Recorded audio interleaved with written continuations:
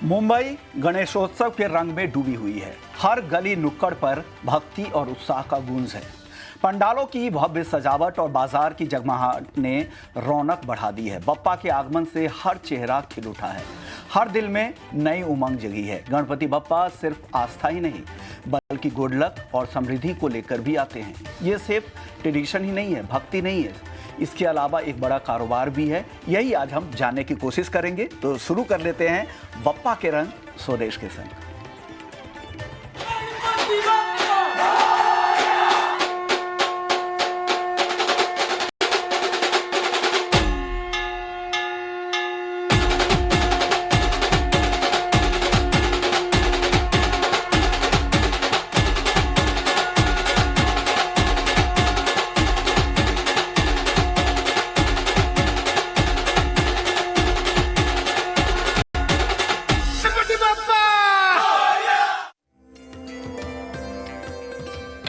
बप्पा के रंग स्वदेश के संग। मुंबई और महाराष्ट्र के लिए गणपति क्यों सबसे विशेष है? कैसे शुरू हुई ये परंपरा जो अब पूरे महाराष्ट्र की संस्कृति की पहचान बन गई है? हमारे सहयोगी प्रशांत पांडे ने इसका पूरा जायजा लिया। गणपति बप्पा मोरया कैसे शुरू हुई है पूरी परंपरा और क्या कुछ खास है, क्या कुछ नए रंग में पूरी मुंबई दिख रही है, उन्होंने जायजा लिया। आइए देख लेते हैं। जी विश्व मोहन, सही कहा आपने। एक अलग परंपरा और ख़ास तौर पे जब हम गणपति उत्सव की बात करते हैं तो मैं उस सबसे विशेष मंत्र के साथ इसकी शुरुआत करना चाहूँगा जो शायद हमारे घर घर में एक अलग तरह का वातावरण बनाती है। वक्रतुंड महाकाय सूर्यकोटि समप्रभा निर्विघ्नं कुरु मे देव सर्वकार्येषु सर्वदा। गणपति उत्सव की धूम मुंबई में देखने को मिल रही है और जैसा आपने कहा कि एक अलग तरह से पुरानी परंपरा है और प्राचीन काल से हमारे पुराने जो ग्रंथ हैं, जो हमें आध्यात्म से तमाम चीजें विरासत के रूप में मिली, उन सभी ने बताया कि गणपति यानी प्रथमेश, यानी कि प्रथम आराध्य देव। किसी भी पूजा में उनकी सबसे पहले आराधना होती है। और जब बात महाराष्ट्र की आती है तो आप देखेंगे क्या भव्य तस्वीर यहाँ पर उभरती है। ये भोईवाड़ा चा महाराजा, और आप देखेंगे एक महाराजा से अलग इनकी छवि नहीं है। अद्भुत प्रतिमा, और आप देखेंगे कि किस तरह से इस मूर्ति के हर हिस्से में आपको एक अलग भाव देखने को मिलेगा। महाराष्ट्र इसीलिए जाना जाता है और गणपति उत्सव की जो धूम है वो 10-11 दिनों तक नजर आएगी। इस सदी में पुणे के पेशवा गणेश के बड़े भक्त माने जाते थे। उन्होंने गणपति पूजा को भव्य रूप दिया और इसका प्रचलन अलग तरह से पूरे महाराष्ट्र में हुआ। 19वीं सदी में लोकमान्य तिलक ने इस उत्सव को सार्वजनिक रूप दिया। ब्रिटिश सरकार बड़े सार्वजनिक जुटान पर तो रोक लगाती थी, लेकिन धार्मिक आयोजन पर उनके प्रतिबंध नहीं चलते थे। और तिलक ने इसी तरह से गणपति उत्सव को लोगों को एक साथ जोड़ने, लोगों को एक सूत्र में बांधने, सामाजिक समरसता के साथ एक अलग संदेश देने के तौर पर गणपति उत्सव की शुरुआत की। और उसके बाद जो सिलसिला चला वो आज तक जारी है। और विश्वमोहन, मैं कहूंगा कि वाकई महाराष्ट्र के अलग अलग हिस्सों में, मुंबई के अलग अलग पंडालों में जब हम गणपति के अलग अलग प्रतिमाएं, उनके भाव और भक्तों का जो पूरा सैलाब है जब देखते हैं तो कहना होगा गणपति बप्पा मोरया, मंगल मूर्ति मोरया। हम यही चाहेंगे कि ये 11 दिन 10 दिन लोग पूरी तरह से अपने जो भी विघ्न हैं वो बप्पा के चरणों में अर्पित करें और बप्पा उनकी तमाम मनोकामनाएं, उनकी सारी बाधाएं दूर करें। जी विश्वा, बिल्कुल सही कहा आपने प्रशांत। जिस तरह से पूरा मुंबई इस बप्पा के रंग में डूबा हुआ है, पूरा मुंबई नहीं महाराष्ट्र भी डूबा हुआ है। और आपने बेहतरीन झलक दिखाया है, मुंबई के शुरुआती झलक। और आप कई पंडालों में आज घूम रहे हैं और जगह जगह की तस्वीरें आप हमारे लिए लेकर आ रहे हैं, हमारे दर्शकों को दिखा रहे हैं। और महाराष्ट्र की अहमियत इसलिए खास है कि आपको बता दूं, कैट की रिपोर्ट है कि महाराष्ट्र में अकेले 7 लाख से ज़्यादा पंडाल हैं। देश भर में 21 लाख से ज्यादा पंडाल है। और सिर्फ पंडाल ही नहीं, कारोबारी एंगल के हिसाब से देखें तो ये फेस्टिवल कितना बड़ा है। कैट की रिपोर्ट कहती है कि 28,000 करोड़ से ज्यादा सिर्फ इस फेस्टिवल की तैयारी के लिए कारोबार हो जाता है। ये तो सिर्फ ऑर्गेनाइज्ड जो रिपोर्ट है वो है। उसके बाद छोटे मोटे और कितने भी कारोबार इससे जो जुड़ी हुई इंडस्ट्री है उनको कितना फ़ायदा होता है। तो सिर्फ ये ट्रेडिशन ही नहीं है, भक्ति ही नहीं है, भक्ति के रंग के साथ साथ आपके लिए कारोबार को बढ़ाने का, इसको ग्रोथ देने का, इसको सपोर्ट करने के लिए एक बेहतर मौका भी है। हमारे साथ दो मेहमान हैं, उनसे आज हम चर्चा करेंगे इस विषय पर।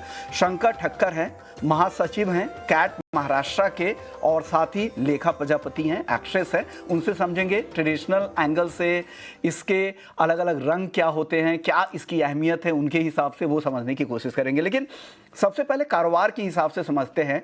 शंकर जी, कितना बड़ा कारोबारी अपॉर्चुनिटी है इस तरह के फेस्टिवल से, क्या कुछ बूस्ट मिलता है, और महाराष्ट्र का कितना हिस्सा है और देश के बाकी हिस्से से कितना कुछ इस फेस्टिवल के दौरान लोगों का कारोबार बढ़ता होगा, जो छोटे कारोबारियों हैं उनका कारोबार इस समय में बढ़ता होगा?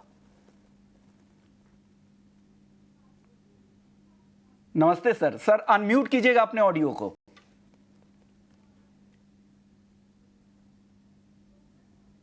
आपके सभी दर्शकों को गणेशोत्सव की बहुत बहुत शुभकामनाएं हैं, और आपने आज गणेशोत्सव के मौके पर मुझे आमंत्रित किया, इसके लिए आपका बहुत बहुत धन्यवाद। गणेशोत्सव ये महाराष्ट्र के लिए नहीं, अभी तो लगभग देश के सभी कोने कोने में बड़े पैमाने पर धूमधाम से मनाया जाता है। और इस उत्सव पर महाराष्ट्र में करीब 11,000 करोड़ रुपए का व्यापार इस वर्ष होने जा रहा है। जो हमारे आंकड़े आ रहे हैं उसके मुताबिक साल दर साल इस गणेशोत्सव के जो योजनाएं हैं उसमें वृद्धि हो रही है, और इस बार 10 से 12% गत वर्ष से ज्यादा व्यापार होने की उम्मीद है। और खासकर छोटे व्यापारी जो गली नुक्कड़ में बैठे हैं, उनके यहाँ गणेशोत्सव के लिए जो सजावट के सामान से लेकर पूजा और अन्य सामग्री बड़े पैमाने पर खरीदारी होती है, क्योंकि महाराष्ट्र के हर घर घर में नुक्कड़ और जो जाहिर जो बड़े पैमाने पर पंडाल लगाए जाते हैं, उसके अलावा छोटे छोटे जो घरों में, और खासकर जो कोकण क्षेत्र महाराष्ट्र का है, उसको आपको हर घर में गणपति लाए जाते हैं और बड़ी धूमधाम से मनाया जाता है। यानी छोटे कारोबारी से लेकर मध्यम कारोबारियों तक ये बहुत बड़ी अपॉर्चुनिटी है, और इससे कारोबार को बहुत बड़ा बूस्ट मिलता है। त्योहारों की सीजन जो शुरू होती है, यहाँ से लेकर दीपावली तक लगातार कारोबार होते रहते हैं, और ये बहुत बड़ा बूस्ट देता है कारोबार को।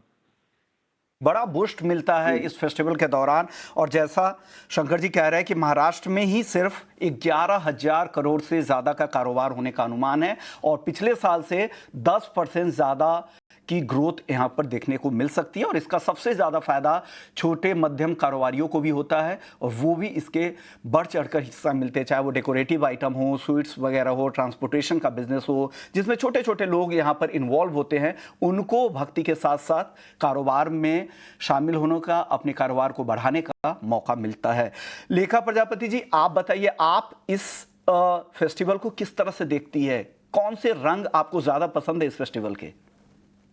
नमस्ते, गणपति बप्पा मोरया। थैंक यू, एक तो आपने मुझे इतने अच्छे दिन याद किया, एंड मैं आपको और आपके सभी दर्शकों को बोलना चाहूंगी कि happy happy Ganesh Chaturthi. I know 24 घंटे पहले विश कर रही हूँ मैं, बट फिर भी happy Ganesh Chaturthi, and I hope सब बड़े धूमधाम से मनाएं। एंड इनफैक्ट ये लाइव मेरे लिए बड़ा इन्फॉर्मेटिव होने वाला है, क्योंकि मुझे ऑनेस्टली इतना आइडिया नहीं था कि इतना एम्प्लॉयमेंट जनरेट होता है। और अभी लाइव शुरू होने से पहले मैं आपकी बातें सुन रही थी, और मैं सुन रही थी कि कितने करोड़ का बिजनेस इस फेस्टिवल के दौरान होता है। और अभी जैसे सर ने भी कहा कि बहुत सारे जो सेमी एम्प्लॉयड लोग हैं, या जो थोड़ा अनऑर्गेनाइज सेक्टर है, या ऑर्गेनाइज सेक्टर है, या सेमी ऑर्गेनाइज सेक्टर है, उनको बहुत बूस्ट मिलता है। ये तो हो गई इकोनॉमिक्स की बात, बट मैं अपने पर्सनल लेवल पे बताना चाहूंगी कि मैं जयपुर राजस्थान से हूँ, और राजस्थान में जब मैं एक्चुअली जब मैं मुंबई शिफ्ट हुई थी एक्टर बनने के लिए, तो जब मैंने पहला गणपति का जो फेस्टिवल है जब अटेंड किया था, तब मुझे ऐसा लग रहा था, आई रिमेम्बर मैंने मेरे फादर को कॉल करके बोला था दैट यहाँ पर दिवाली से भी ज्यादा बड़ा फंक्शन है, दिवाली से भी ज्यादा बड़ा सेलिब्रेशन है। तो महाराष्ट्र बहुत ही धूमधाम से खुले दिल के साथ गणपति का पूरा फेस्टिवल मनाता है। और धीरे धीरे मुझे कुछ साल हो गए मुंबई में, एंड मुझे लगता है I have also become a part of the family. And हम भी गणपति सेलिब्रेट करते हैं। इनफैक्ट कल हम लोग हमारे नए घर में शिफ्ट होने वाले हैं, तो it's a very auspicious day. मैं पंडित जी से बात करी थी और मुझे पता चला कि 27 अगस्त is a very very auspicious day. और मैंने उनसे पूछा कि कल का शुभ मुहूर्त मुझे बताइए, तो उन्होंने कहा कल पूरा दिन ही बहुत शुभ है, आप कभी भी पूजा स्टार्ट करवा सकते हैं, कभी भी हवन स्टार्ट करवा सकते हैं। तो आई एम वेरी हैप्पी कि मैं इस साल मुंबई में हूँ और मैं ये फेस्टिवल सेलिब्रेट कर रही हूँ।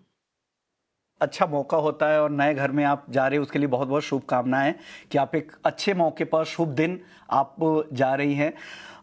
अब सर शंकर सर, आपसे मेरा सवाल होगा, गणेशोत्सव के दौरान हम देखते हैं कि ज्वेलरी मार्केट में भी काफ़ी कुछ बूस्टअप मिलता है और खास करके चांदी की मूर्तियां, चांदी के पूजा सेट, चांदी की थालियां, इस तरह की बिक्री भी काफ़ी ज़्यादा होती है क्योंकि चांदी का रेंज काफ़ी ज़्यादा बड़ा है। और कारोबारी हिसाब से देखें तो चांदी फेस्टिवल के दौरान सबसे ज़्यादा इस्तेमाल होती है। एक तो ज्वेलरी के तौर पर भी गोल्ड महंगा हो चुका है, तो चांदी लोग ज़्यादा आजकल तरजीह दे रहे हैं हिंदुस्तान में। इसके अलावा पूजा सेट के तौर पर भी चांदी का बहुत ज़्यादा इस्तेमाल होता है। यहाँ पर ज्वेलर्स के हिसाब से सर किस तरह के कारोबार की उम्मीद करनी चाहिए इस फेस्टिवल के हिसाब से, इस फेस्टिवल के दौरान?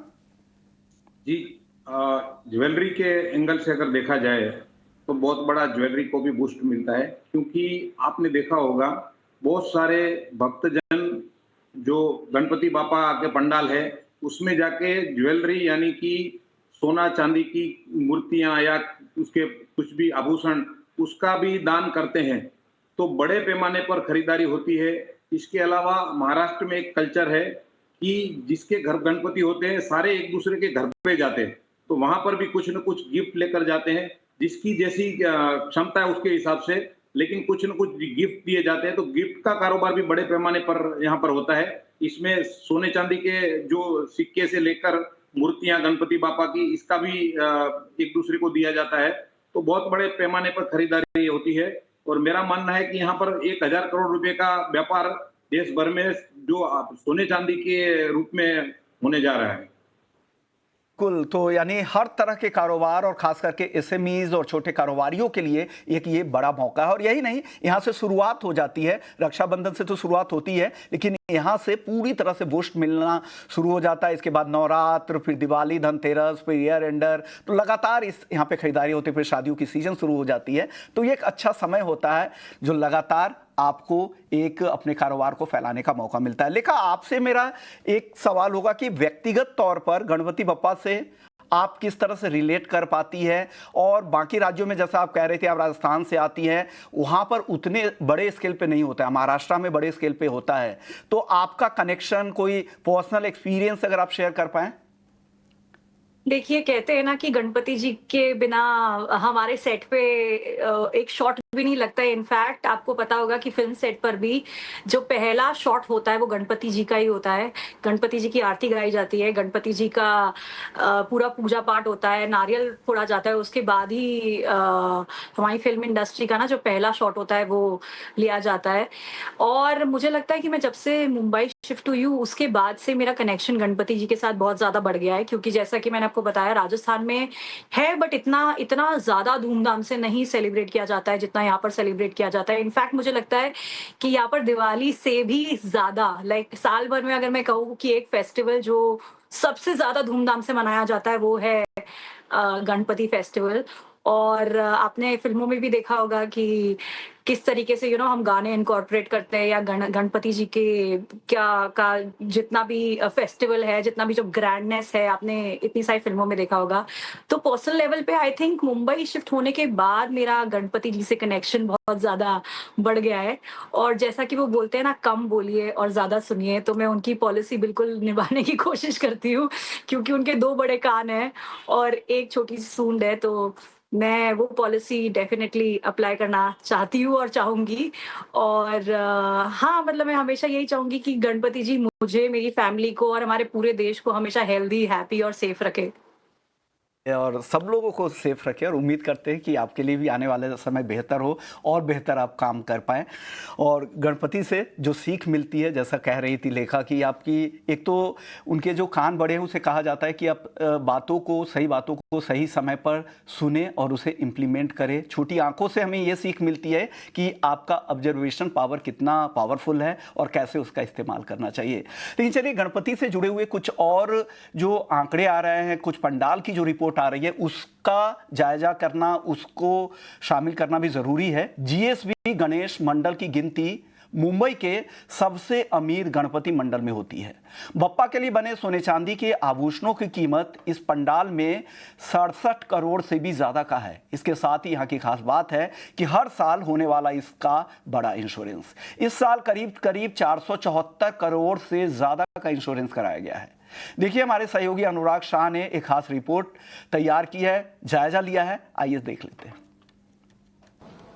मुंबई में हर तरफ गणेश उत्सव का उमंग और उत्साह है और इस समय मैं हूँ जीएसबी सेवा मंडल किंग सर्कल में। और ये जो पंडाल है वो मुंबई का सबसे रिचेस्ट पंडाल है।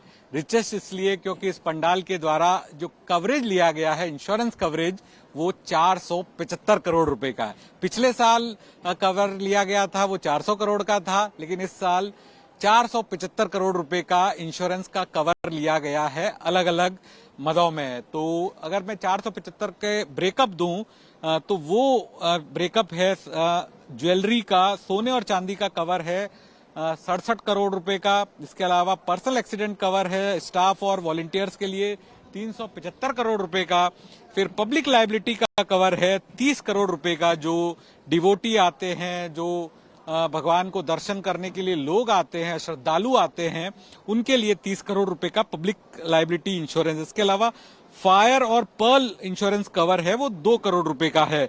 तो फायर और पर्ल इंश्योरेंस कवर के अंदर जो चीजें कवर है वो है नेचुरल क्लाइमेटीज, और इसके अलावा कोई आग लग जाए जिससे वेन्यू में जो फर्नीचर है और जो बाकी चीजें हैं उनको नुकसान हो, वो फायर और स्पेशल पर्ल कवर के अंतर्गत है ये। तो पिछले साल के 400 करोड़ के मुकाबले इस साल का जो कवरेज है वो 445 करोड़ रुपए का है। और ये कवर दिया गया है सरकारी insurance company new India assurance के द्वारा। एक और जो मुंबई का फेमस गणेश उत्सव का पंडाल है लाल बाग का राजा, वहां के द्वारा, उस पंडाल के द्वारा भी करीब 70 करोड़ रुपए का इंश्योरेंस का कवर लिया गया है। और जो अंतर है 70 करोड़ रुपए का और 475 करोड़ रुपए का, वो एक वजह उसमें ज्वेलरी की भी है। और जिस तरह से पिछले साल जो ज्वेलरी की कीमत थी, गोल्ड की कीमत थी 77,000 रुपए 10 ग्राम की थी, वो बढ़ के अभी 1 लाख तक पहुंच गई। तो इस वजह से भी पूरा जो इंश्योरेंस का कवरेज बढ़ा है।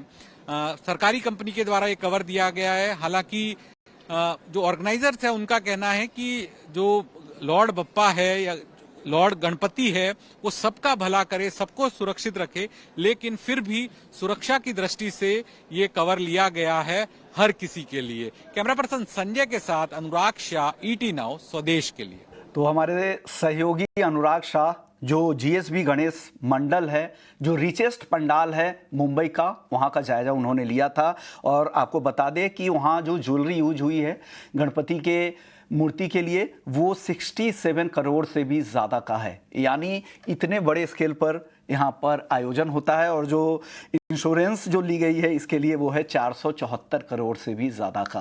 तो ये कुछ इस भव्यता के साथ वहाँ का आयोजन होता है। चलिए, हमारे साथ हमारे दोनों मेहमान बने हुए हैं। एक सवाल लेखा आपसे होगा, ये आपको क्या लगता है, ऑनलाइन प्लेटफॉर्म, सोशल मीडिया ने गणेशोत्सव को और भी ज्यादा बड़ा कर दिया है, दूसरे राज्यों तक भी पहुंचा दिया है? जो पूजा बाकी राज्यों में हम देखते हैं कि गणेश चतुर्थी के दिन तो पूजा होती है, लेकिन बाकी 10 दिनों पे इस भव्यता के साथ आयोजन नहीं होता है। लेकिन सोशल मीडिया की वजह से देख रहा हूं पूरे देश भर में इसकी जोर शोर से इसकी पूजा धीरे धीरे होने लगी है और इसका जो फैलाव है पूरे देश भर में भी हो रहा है। इस पर आप क्या कहेंगी? जी, आपने बिल्कुल बिल्कुल सही बात बोली, बिल्कुल एब्सोल्युटली करेक्ट बात बोली आपने, क्योंकि सोशल मीडिया आ गया है। और सोशल मीडिया सिर्फ यही फेस्टिवल नहीं है, आई थिंक इंडिया के हर फेस्टिवल को बहुत ही बूस्ट दे रहा है। और मेरे ख्याल से आजकल एक तरीके का ट्रेंड भी बन गया है कि कौन सबसे जल्दी जाके लाल बागचा राजा का दर्शन करके आएगा और कौन अलग अलग पंडाल में जाकर दर्शन करके आएगा। ये एक तरीके से ट्रेंड भी बन गया है। बट फिर भी मैं बोलना चाहूंगी कि ट्रेंड अपनी जगह है, सोशल मीडिया अपनी जगह है, बट जो भक्ति है, जो जिस भावना से आप जाते हैं, वो हमेशा इंटैक्ट रहनी चाहिए। वो सोशल मीडिया की वजह से कभी भी वो क्या कहते हैं, मलिन नहीं होनी चाहिए बेसिकली। बट अदरवाइज एब्सोल्युटली मुझे लगता है कि और भी जितने भी हमारे राज्य है हमारे देश में, वो भी घर बैठे बैठे दर्शन कर पाते हैं, तो ये सोशल मीडिया का एक बहुत ही अच्छी बात है।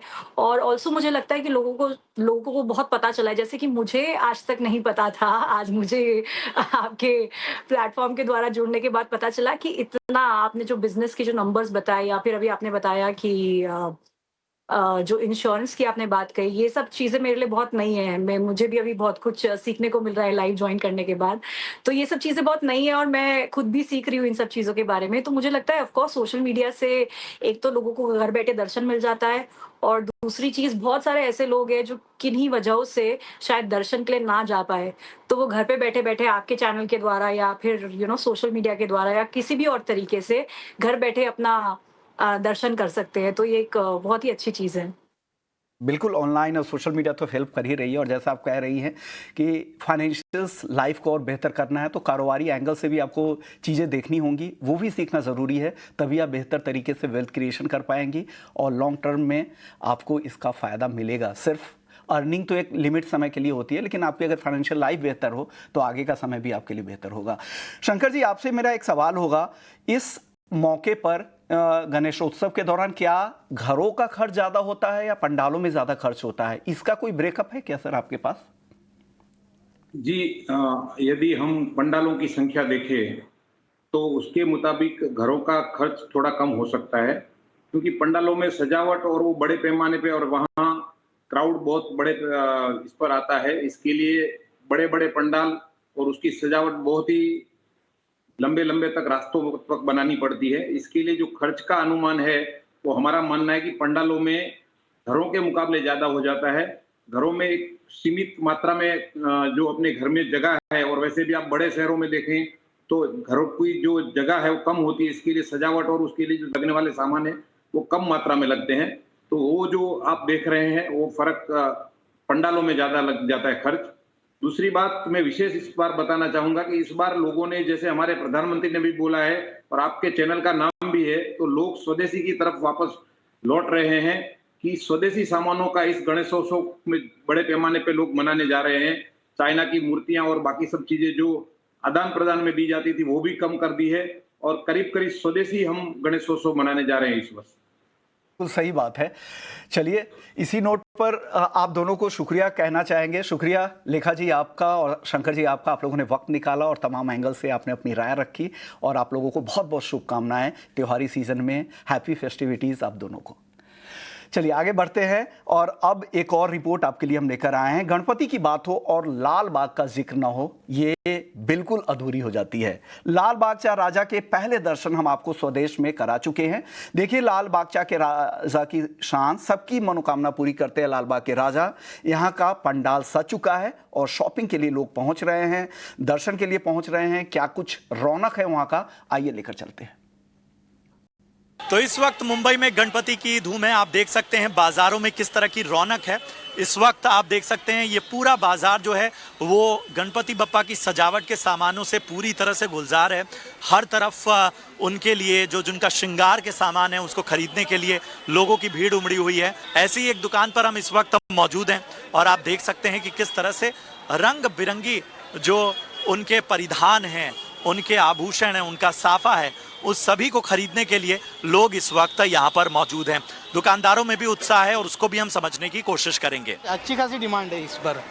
क्या हर साल से इस बार जरा अच्छा डिमांड है। अच्छा, क्या ज्यादा लोग खरीद रहे हैं? ये शॉल है, दुपट्टा है, रुमाल है, ये सब खरीद रहे हैं। ओके, तो आप और ये होममेड है, हम लोग खुद बनाते हैं इसको। अच्छा, कितने साल से बना रहे हैं? हम 20-25 साल से बना रहे हैं। अभी तो लालबाग में अच्छा सामान मिलता है गणपति डेकोरेशन का, तो वही सब देखने आए और थोड़ा बहुत शॉपिंग भी कर रहे हैं। आप देख ही रहे हो कि गणपति की तैयारियां बहुत जोर से चल रही है। सभी लोग कुछ ना कुछ खरीद कर रहे हैं। हम भी अब जा रहे हैं, सब कुछ सामान खरीद लेंगे और सभी को गणपति की बहुत सारी शुभकामनाएं। कुछ नहीं, देखो परचेस हो रहा है गणपति बापा के सर पे। अभी लाएंगे ना रात को आज, तो ये लिया है, कंटी लिया है, ये देखिए।